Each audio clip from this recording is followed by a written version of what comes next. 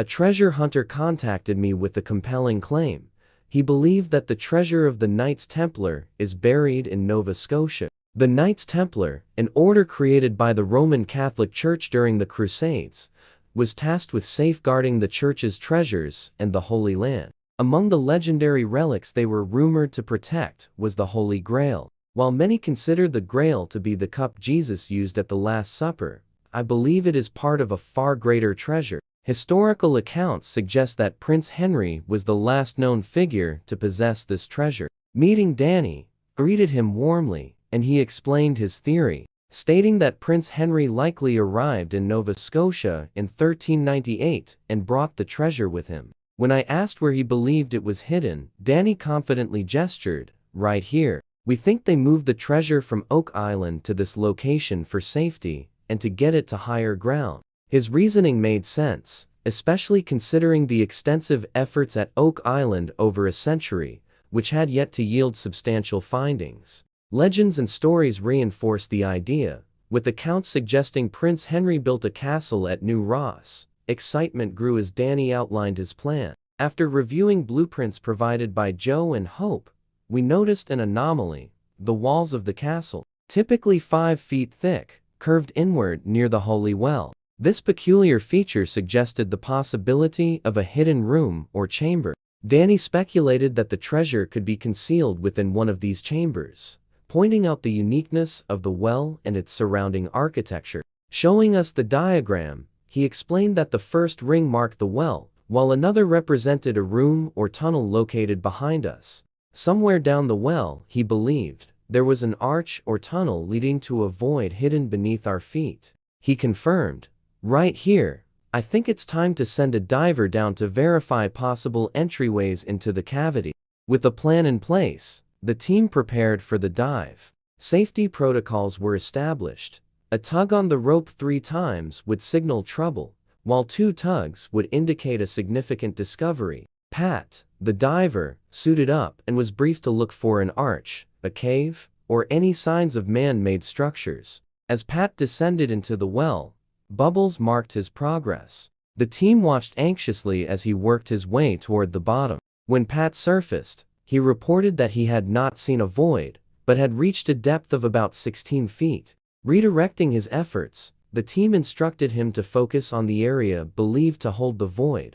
This time, Pat signaled twice, indicating a discovery. Emerging from the water, he described his find. Between the rocks, he could see other stones behind them, forming a passage that appeared to go very deep. The revelation thrilled the team. Could this be the long-sought-after entrance to the Knights Templar's hidden chambers?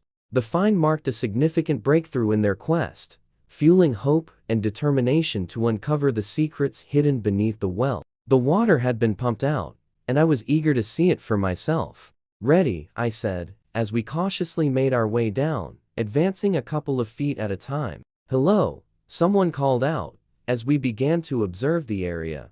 "What do you see, Scott?" I asked. He replied, "Well, it goes back farther than it looks like the rocks do. There is a gap back here, that's where that window is he was talking about." The discovery was intriguing, and we pressed on. Looking closer, Scott confirmed, "There are definitely rocks back behind the rocks on the face." "Does somebody have a stick?"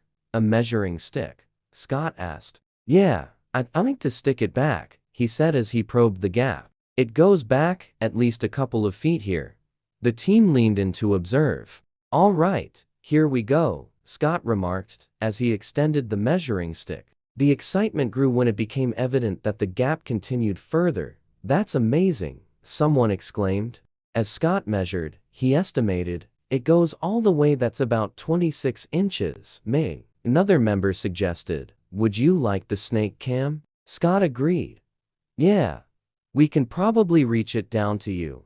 Hang on." As the camera was lowered into the gap, it revealed more of the hidden cavity. "Holy, it keeps going back," Scott marveled. He continued to explore and reported, "Now I'm going into a real small cavity. It indicates to me that this is part of a larger structure. There's more to it." The possibilities stirred everyone's imagination. "It could be the treasure room, Steve," someone speculated.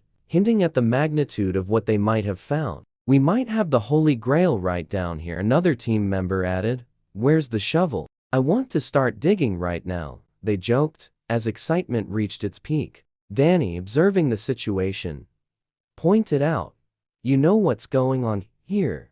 You see that red soil over there? That's fill. What we hit was a trench that's been backfilled." He explained further, "Backfill is never going to be as dense as natural soil, natural clay. So, it's the density difference between the trench and the natural soils that created that anomaly." Danny's insight added a layer of mystery. "Maybe the Templars moved it at some point after Prince Henry brought it here, and it's still out there somewhere," he suggested. "They're always one step ahead." Another possibility emerged. Somebody else was here digging for treasure. Maybe they found it, maybe not. Drawing parallels to the Da Vinci Code, someone remarked, "After all that work, all that mystery and intrigue, he finally gets to Roslyn Chapel and expects to find it, and where is it? It's gone. It's gone." The team reflected on the Templars' legendary strategic intelligence. If the Templars were as intelligent strategically as we know they were, they would keep it moving all the time, Danny concluded. Despite the setback, he remained hopeful. "I still think Prince Henry brought this treasure to the New World. I think it may have been in Oak Island at one time. It may have been at New Ross, but it's been moved. The signs are everywhere, the clues are everywhere, and it's here somewhere in North America. And I'm going to find it." Though they had hit a dry hole, their determination persisted. "It was here, but now it's gone," Danny said, summing up their current state of the quest. The day's discoveries had left the team energized, but they knew there was still much work to be done. The planks recovered from the pond were a tantalizing clue, but they were only the beginning. With the possibility that these wooden fragments were connected to a centuries-old treasure, the team's imaginations began to run wild. What else could be buried beneath the silt? Could the planks be part of a larger structure designed to safeguard a pirate's hoard?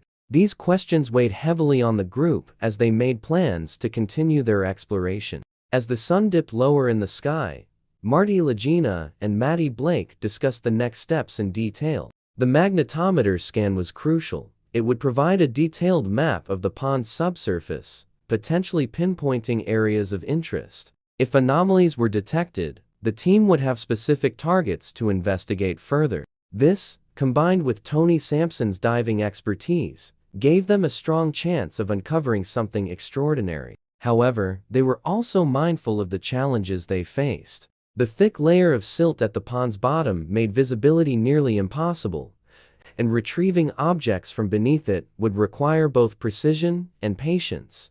Bill Smith, ever the optimist, shared more of the lore surrounding Peter Easton and his alleged treasure. According to local stories, Easton had amassed a vast fortune during his time as a pirate, plundering ships and raiding coastal settlements.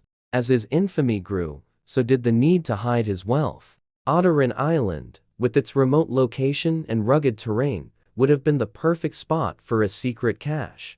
Bill explained that Easton was not only a cunning pirate, but also a meticulous planner, known for employing elaborate methods to protect his treasure. The possibility that the pond had been engineered as part of one such plan seemed increasingly plausible.